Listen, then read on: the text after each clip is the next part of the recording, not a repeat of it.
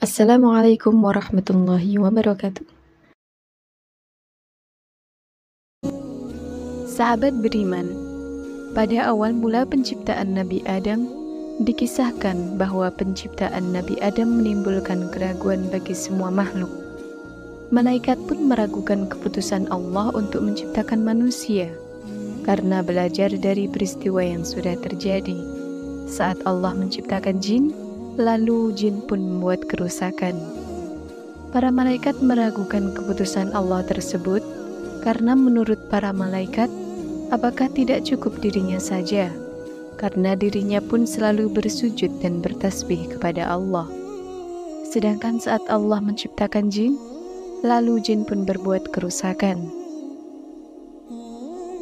Namun Allah Maha Tahu atas segala hal, maka semua makhluk tak pantas meragukan keputusan Allah. Begitu pula dengan bumi. Saat malaikat diutus Allah untuk mengambil beberapa tanah syurga dan bumi sebagai bahan untuk menciptakan Nabi Adam, bumi pun menolak memberikan tanahnya kepada para malaikat, karena bumi juga ragu, seperti yang diragukan para malaikat. Takut jika manusia suatu saat nanti juga membuat kerusakan, seperti yang dilakukan oleh jin. Namun karena para malaikat datang atas perintah Allah, lalu bumi pun memberikan tanahnya. Setelah bumi memberikan tanahnya kepada malaikat, lalu malaikat pun menyerahkan tanah tersebut kepada Allah. Lalu tanah itu pun dibentuk sehingga menyerupai manusia, namun belum memiliki ruh. Saat itu iblis pun mengetahui rencana Allah tersebut, bahwa Allah akan menciptakan makhluk yang sempurna dan lebih mulia darinya. Maka iblis pun merasa iri dan dengki. Lalu iblis pun meludahi tanah berbentuk manusia yang belum ditiupkan ruh tersebut. Ludah iblis itu pun lebih tepatnya mengenai perut pada tubuh yang masih berupa tanah itu. Kemudian Allah pun murka atas perbuatan iblis tersebut. Lalu Allah menghukum iblis dengan cara menghilangkan sayapnya. Karena pada awal mulanya, iblis pun bersayap seperti para malaikat. Namun, iblis bukanlah dari golongan malaikat, melainkan dari golongan jin. Saat di bumi, iblis pun masih memikirkan bagaimana caranya untuk memusnahkan tanah berbentuk manusia yang belum ditiupkan ruh tersebut. Akhirnya, iblis mencari cara agar dapat kembali naik ke surga. Kemudian iblis pun meminta tolong kepada ular. Pada saat itu, ular masih mempunyai 4 kaki dan 4 sayap. Iblis meminta tolong kepada ular, agar ular memberi tumpangan kepada iblis untuk naik ke langit. Iblis berkata bahwa ada suatu hal yang ingin ia sampaikan kepada kuda. Ular pun menyetujui permintaan iblis untuk menumpang padanya, lalu ikut naik ke atas langit. Lalu ular pun mempersilahkan iblis untuk menumpang di mulutnya. Setelah sampai di langit, iblis pun segera mencari kuda untuk menyampaikan maksud kedatangannya. Lalu iblis pun menghasut kuda. Iblis berkata, "Wahai kuda, kau harus menghancurkan tubuh manusia yang belum diberi ruh oleh Allah itu, karena makhluk itu yang nantinya akan menaiki punggung anak keturunanmu." Setelah mendengar hal itu, kuda pun marah, lalu segera berlari ke tempat tubuh itu berada. Namun Allah pun Maha mengetahui, sebelum kuda tersebut berhasil menyentuh tubuh itu, Allah menyongkol bagian tanah pada tubuh tersebut yang terkena ludah iblis. Seketika tanah yang dicongkel itu pun berubah menjadi anjing.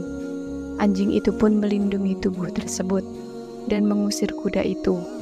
Dan akhirnya kuda tersebut lari meninggalkan tubuh dan anjing tersebut. Kemudian bagian tubuh yang dicongkel itu pun akhirnya menjadi bagian tubuh yang biasa kita sebut pusar pada tubuh manusia.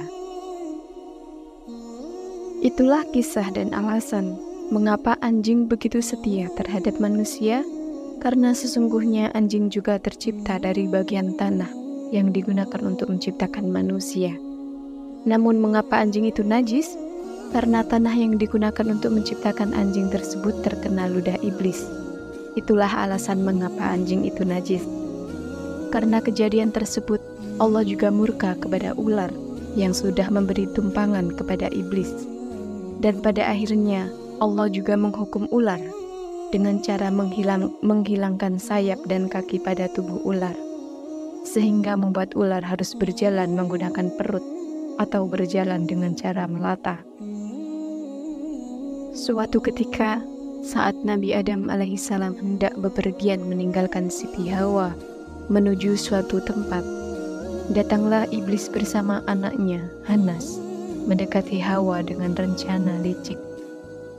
Ketika Hawa sedang menenun di bawah pohon zaitun, sembari menikmati pemandangan keindahan taman, kemudian dengan tiba-tiba iblis pun datang mendekati Hawa bersama anak kecil bernama Hanas yang penuh dengan kepolosan layaknya anak-anak pada umumnya. Iblis pun mengucap salam kepada Hawa dengan sangat menenangkan. Kemudian Hawa menjawab salam iblis dengan hati-hati. Hawa berkata, "Wahai iblis, ada perlu apa kau datang ke sini? Dan siapa anak kecil yang kau bawa itu?" Iblis tersenyum tipis menatap Hanas. "Ini adalah Hanas, anakku," jawab iblis. Iblis berkata, "Aku harus pergi untuk keperluan yang sangat penting, dan aku memerlukan bantuanmu untuk menjaga anakku sebentar." Kemudian Hawa menatap Hanas dengan penuh keraguan, tetapi ada sesuatu di mata anak itu yang membangkitkan rasa belas kasihan di hati Hawa. Hawa menjawab, "Baiklah, aku akan menjaganya," meski di dalam hatinya penuh keraguan atas keputusan tersebut. Lalu Hanas mendekati Hawa, memandangi Hawa dengan rasa ingin tahu. "Terima kasih Hawa, aku akan segera kembali," kata iblis yang dengan cepat lalu menghilang seperti saat ia datang.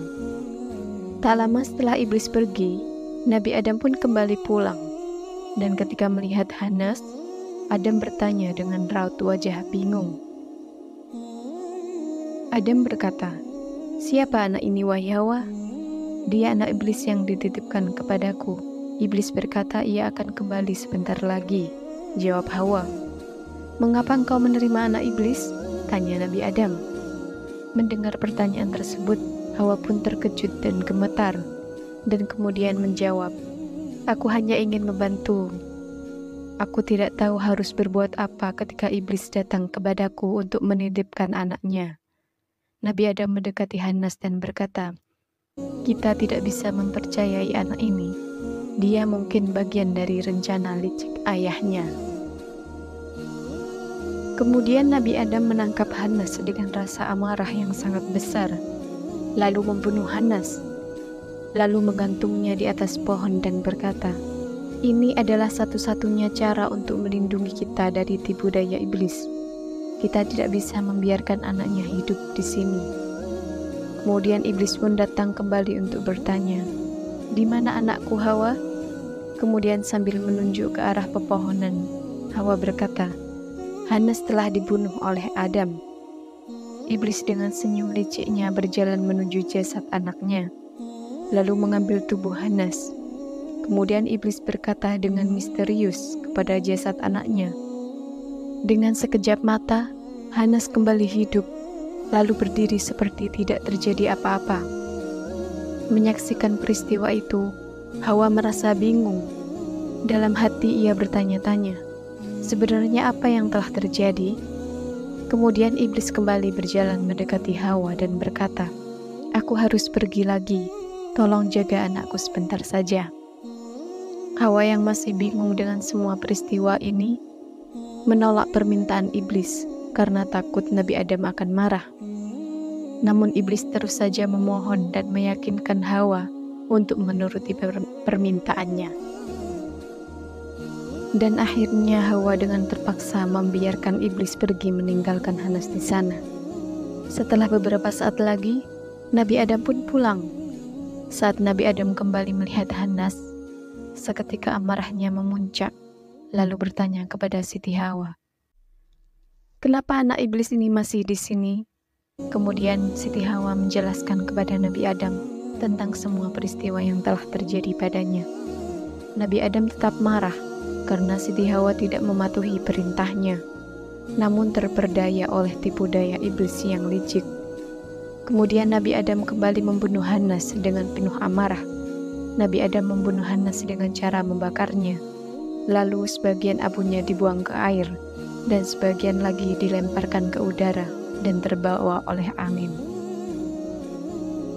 Ketika iblis kembali, seketika abu-abu mayat Hanas terkumpul, kemudian hidup kembali. Hawa menjadi sangat bingung dengan semua kejadian ini. Ia berpikir bahwa semua kejadian ini di luar nalar manusia. Dan sekali lagi iblis mengeluarkan tipu dayanya untuk membujuk Hawa, untuk menitipkan Hanas lagi kepada Hawa. Setelah perdebatan panjang berlalu, kemudian Siti Hawa menyerah dengan hati yang sangat berat dan termakan oleh tipu daya iblis yang sangat licik. Singkat cerita, Nabi Adam pun kembali pulang ke rumah, dan seketika saat Nabi Adam melihat Hanas kembali hidup dan ada di rumahnya lagi, Nabi Adam pun menatap tajam Hanas dan semakin marah. Kemudian Nabi Adam berpikir keras tentang bagaimana cara membunuh Hanas agar Hanas tidak dapat hidup kembali. Kemudian dengan keputusan yang berat, Nabi Adam mengambil Hanas dan membunuhnya lagi, lalu memakan tubuh Hanas. Karena Nabi Adam berpikir, jika ia memakannya, maka Hanas tidak akan hidup kembali. Singkat cerita, iblis pun kembali menanyakan keberadaan Hanas anaknya. Dengan hati yang berat Hawa menjawab, Hanas telah mati dan jasadnya telah kami makan.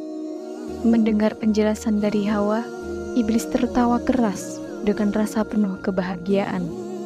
Iblis berkata, inilah yang selama ini aku inginkan. Aku ingin menyusup masuk ke dalam tubuh Nabi Adam dan mengalir di setiap aliran darahnya dan anak cucunya kelak. Kini dadanya pun telah menjadi tempat kediamanku, dan tercapailah sudah keinginanku. Nabi Adam dan Siti Hawa tercengang mendengar pernyataan iblis. Mereka sangat menyesal karena telah mengambil keputusan yang salah, membiarkan iblis masuk ke dalam tubuh mereka. Nabi Adam berkata, kita tidak bisa mengubah apa yang telah terjadi, tapi kita bisa belajar dari apa yang telah terjadi. Kita bisa belajar untuk memperkuat iman kita, belajar lebih bertakwa kepada Allah, dan belajar agar selalu bijaksana dalam memutuskan segala hal, dan terus berjuang untuk melawan kejahatan. Sahabat beriman, inilah sedikit ilustrasi tentang kisah Nabi Adam. Semoga dapat menghibur dan menambah wawasan kita semua. Sampai jumpa di kisah-kisah selanjutnya. Wassalamualaikum warahmatullahi wabarakatuh.